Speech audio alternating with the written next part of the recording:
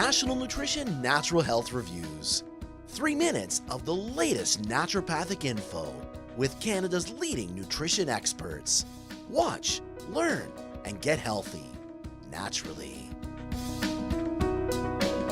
Hey there, Jonathan Beatty here, naturopathic doctor and a health expert at Nationalnutrition.ca.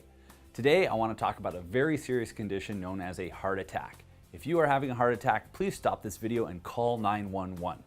If you're not having a heart attack, however, if you are at risk or you have had one already, please continue on with this video because I'm going to share some tips for you to prevent a heart attack and help your body heal if you've had one. So what a heart attack is the technical term is a myocardial infarction. It's basically when a lack of blood flow occurs at a certain part of the heart, typically due to some sort of blood clotting, something preventing the blood getting to the heart, preventing oxygen and nutrition getting to the muscle where it's needed. This causes that part of the heart to stop working, and ultimately when the heart stops working, you're not going to pump blood, you're not going to pump the nutrients and the oxygen to the tissues that need it, and eventually it'll cause death of the heart. And ultimately the other major concern is you're not pumping blood to the brain, you're going to get a lack of nutrients and oxygen to the brain, and you'll end up with brain death, and that ultimately results in mortality. And that's the real key here. We are talking about a serious disease. Okay, so things you can do to manage this. Well, one of the things is managing atherosclerosis, basically the hardening and narrowing of the arteries, and that's a really important factor. So if you are at risk for a heart attack, one of the things you want to ensure is that you're eating a healthy diet. The biggest key you want to focus on for a healthy diet for preventing heart attacks is high vegetable consumption. Regardless if you eat meat or don't, the real key is in consuming a large amount of vegetables, as these contain a lot of the special antioxidants that prevent the damage to the arteries that cause atherosclerosis in the first place, as well as it provides all the nutrients your body needs to heal appropriately so that your body can heal and recover from any atherosclerosis that may already exist. The body is constantly in a state of flux. It's either getting better or it's getting worse. Making the healthy lifestyle choices, even if you've already had a heart attack, doesn't mean you can't create a healthy cardiovascular system.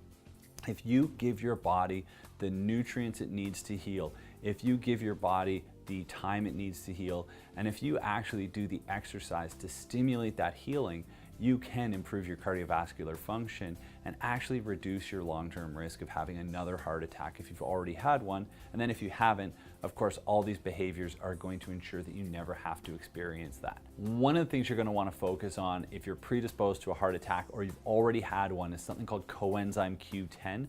We often refer to it as just CoQ10. It's really important for how the heart produces energy. And the reason it's so important is it allows the heart to actually increase what we call cardiac output. It makes your heart beat a little slower and a little stronger. What this means is your heart is capable of delivering more oxygen to the tissue while using less oxygen itself.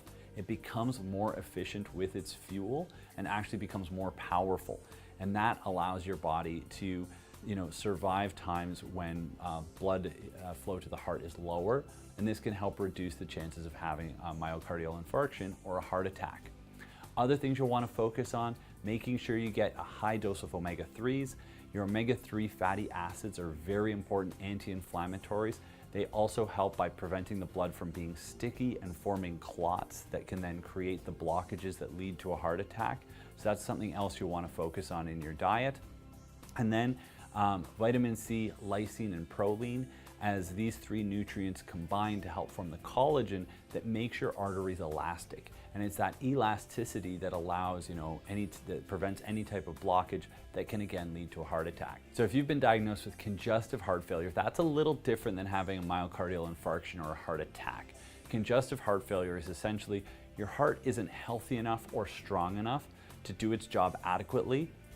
And this leads to basically inadequate oxygen getting to the various tissues, and it also often leads to things like buildup of fluid in the lungs and a variety of other health problems. Now, that can also be corrected, and again, a lot of the things I spoke about today are going to help you if you have a diagnosis of congestive heart failure.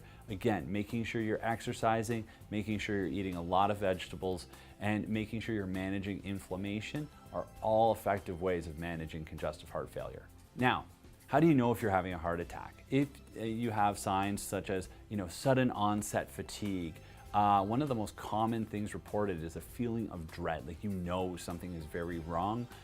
Chest pain, sometimes it can manifest as tingling in the arm, or any type of sudden onset shortness of breath that doesn't make sense.